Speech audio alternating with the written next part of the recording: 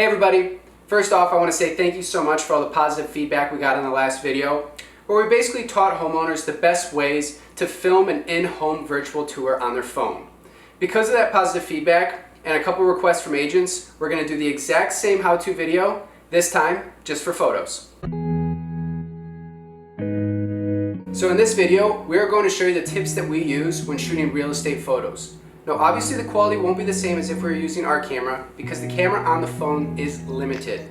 But we have to make do with what we have in these interesting times. So what we're going to do is we're going to start on the exterior, work our way through the inside, and get you feeling confident enough that you are taking a good real estate photo. So for exteriors, the most important thing for every photo that you're going to take is you're going to take it like this. You're not taking it like this. You're definitely not going to be taking it like this. You're taking every photo like this.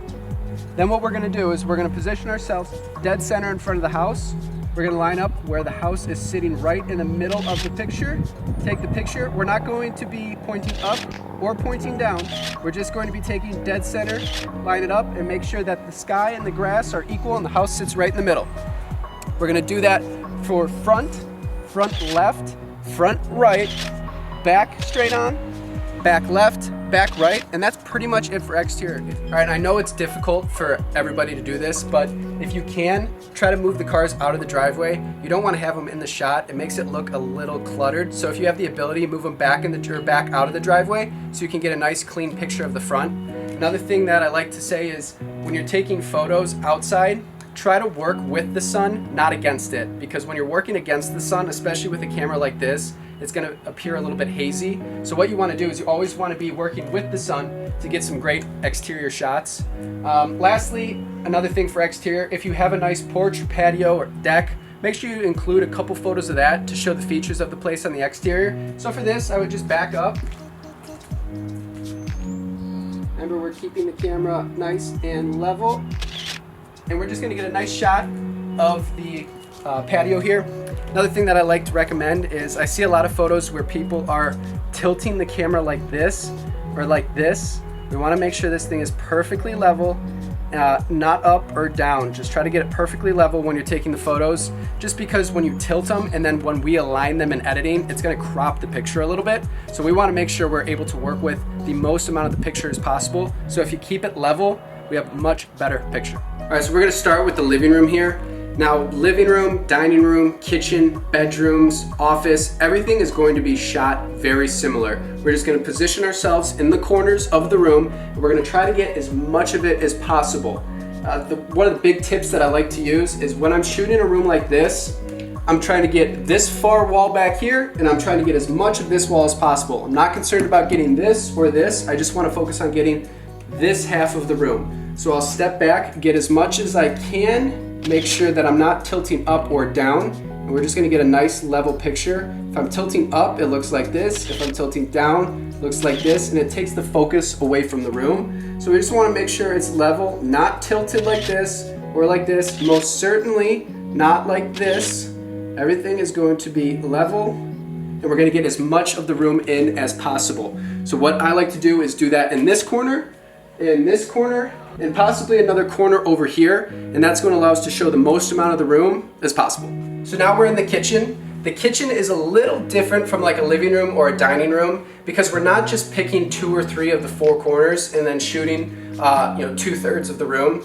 What we want to do is get as much of the kitchen as possible, so you might do 3 or 4 shots, and then if there are some cool features or amenities that you want to highlight, we want to show that as well. So what we're going to do is we're going to start with our landscape mode picture, where we're going to get as much as we can. Remember, we're not like this, we're not up, we're definitely not like this. We're trying to get as much as we can in the photo, level it out, and boom. Then when you're done with that, you work your way over here, get as much back as you can. Try to keep walls out, so you want to come all the way back, show as much of the room as you can, and boom, click the picture.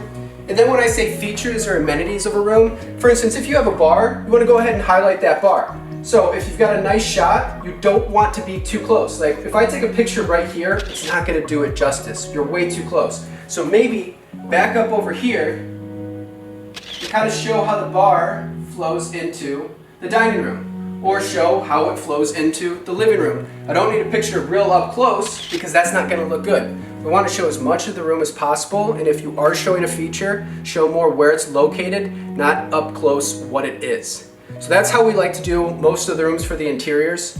The last part that I will show you is how to do a bathroom. Bathrooms are a little different, so I'm going to show you right now the tips we use to do in a bathroom. Alright, so I lied. I will show you how to shoot a bathroom, but first I want to show you some of the tips we use to shoot bedrooms because they are a little bit smaller, more compact, and they're slightly different from like a dining or a living room. So what we want to do is we want to take our camera, we want to put it at the chest neck level and bring it all the way to the entry door, all the way till we see the trim. Then once we see the trim, we're going to push in a little bit to where the trim is out of the picture and we know we have the most amount of the room on screen. We're going to make sure we are level, we're not tilted, up, down, side to side.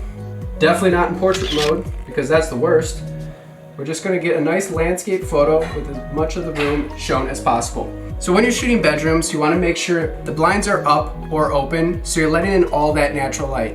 You also want to make sure that all the lights in the room are turned on so you're getting as much brightness as possible. Lastly, I know that we are all living in our homes and it's difficult, but try to remove as much clutter like clothes, books, anything that would cause clutter in the room. Move it out for the photo, then move it back in if you want the best possible photo. Now that we've covered bedrooms, let's check out the bathrooms. Lastly, we're going to show you how to do bathrooms. Now bathrooms are a little different from like a kitchen or a dining room because you can't stand up at chest neck level and shoot a picture. It's going to be pointing down and it's not going to look great, especially if we're in portrait mode because we never shoot anything in portrait mode, remember. So what we do for a bathroom is we get at countertop level, which usually means we have to get down on our knees. We set the camera just above the countertop. We pull out until we can catch this door hinge and then we slowly move it out of the picture.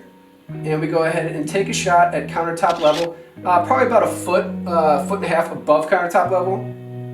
And we get as much of the room as possible. Obviously bathrooms are smaller, so we're just going to get one shot to show what the layout looks like, and that's usually sufficient. If it's a big master, you can go ahead and take 2 or 3. Once again, don't take pictures of faucets or shower heads. We just want to show what the bathroom looks like, and that's really it. So there you have it. Those are the tips that we use when doing real estate photos. Let's do a quick review so you feel confident moving forward. 1, let's always shoot in landscape mode. Every time, no matter what, always shoot landscape. Not like this, always like this. 2, you want to make sure the phone is level. We're not tilting side to side, we're not tilting up and down. We want to make sure it's level at the chest neck area. 3, for exteriors. You want to shoot a shot straight on and then from the left and right side. You want to do that for the front and the back, and then if there's any exterior features like a porch, patio, deck that you would want to include, make sure to get a good shot of that as well. 4, interiors. In general, we want to make sure the blinds are up or open. We want to make sure all the lights are turned on because we need as much brightness in the room as possible. Also, please declutter. We want to make sure all the rooms are clean. That's going to provide for the best possible photo. We're also going to be shooting landscape mode in every single photo in the interior as well as the exterior. 5, this is another in general for living rooms, dining rooms, kitchens, even bedrooms. You want to shoot from the 4 corners, stand back as far as you can, and try to get 2 of the 4 walls. 6, for bedrooms, what we want to do is we want to stand in the doorway as if we are looking into the room and take a picture getting 2 of the 4 walls to show as much of the room as possible. If it is a bigger room, you can always shoot looking back out towards the doorway, but for the most part, we're only going to be taking 1 picture looking into the room. 7, bathrooms. The most important thing with bathrooms is we want to be shooting at countertop level. We don't want to be standing up, pointing the camera down, so we want to shoot at countertop level as if we're walking into the bathroom, so just in the doorway, pointing into the bathroom. Now that you have all this knowledge on how to take a real estate photo, when you get all of the photos of the entire house, put them in a file and send them to aprealestatephotography@gmail.com. We will get them edited up for you and sent to you or your agent so you can get that listing on the market. Thank you.